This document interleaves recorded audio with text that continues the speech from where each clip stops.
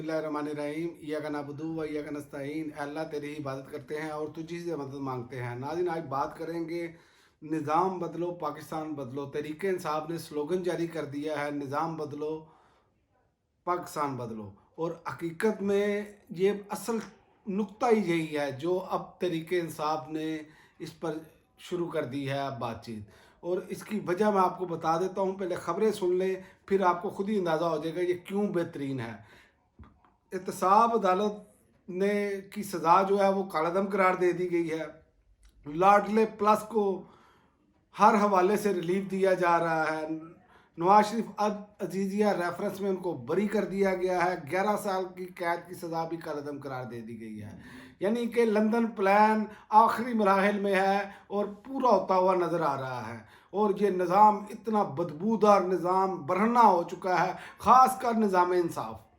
क्योंकि आप में को जब भी कोई मुसीबत आए, कोई परेशानी पेश आए तो लोग अदालतों का रुख करते हैं।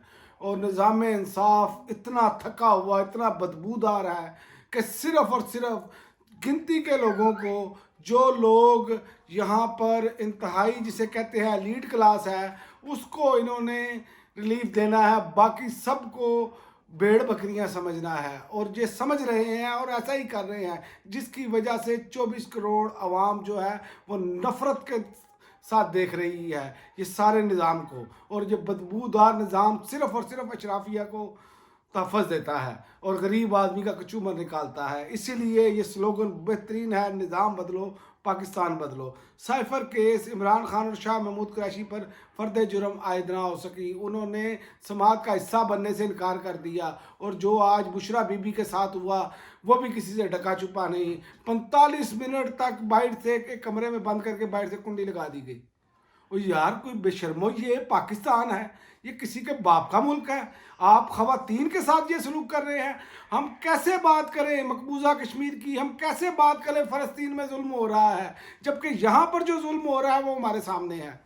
क्या सलूक किया जा रहा है ख़वातीन के साथ। और दूसरी जानिब आप देखें कि वो जो खतीजा शाह है, उनकी जो राहदारी दरख्वास्त ज़मानत वो भी मुस्तरद कर दी गई है। ख़वातीन के साथ ये सलूक हो रहा है। हम बातें करते थे मकबूजा कश्मीर की, हम बातें करते थे फ़लस्तीन में ये हो रहा है, लेकिन आज हमारे सामने है ये निज़ाम बंद ही बन कर रह गया है इशराफिया की और इंटरनेशनल इस्टेब्लिशमेंट की। और अगर ये निज़ाम ठीक हो, ख़ासकर निज़ाम इंसाफ ठीक हो, तो ये सारे मामला खुद ब खुद ठीक हो जाते हैं, लेकिन ये करना नहीं चाहते।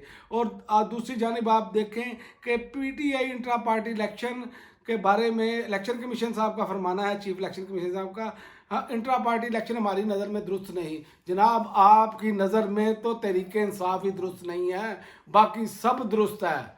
ये किसी से बात ढकी छुपी नहीं। फिर आपको कोई मुंशी कह दे तो तौहीन इलेक्शन कमीशन हो जाती है। और काम जो है आपके वो जो उसको बयान नहीं किया जा सकता अल्फाज में, जितने निचले दर्जे पर जाकर आपकी ये हरकतें हैं, तमाम जमातों के बिला मुकाबला जो आए हैं आपके पास, वो दुरुस्त है।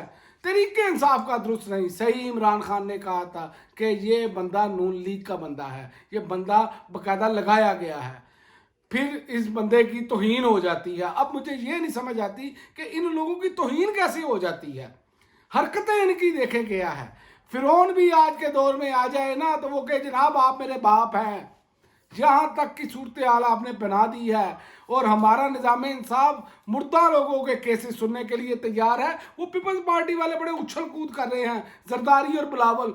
जुल्फ़िकार अली भट्टो को इंसाफ मिलना चाहिए। मोहतरमा बेनज़ीर भट्टो का जो कत्ल हुआ, जब शहीद की गई, तुम लोगों की 5 साल हुकूमत रही, क्या किया तुम लोगों ने उस केस पर? सिर्फ ये है कि ये अपनी खरबों की करप्शन बचाने के लिए, क्योंकि राव इनवार को लॉन्च किया गया, अब ये इमरान खान के खिलाफ दोबारा वैसे ही सब बंदी कर रहे हैं। लेकिन याद रखें, ये 25 करोड़ अवाम, 24 करोड़ अवाम ने भी सब बंदी कर ली है।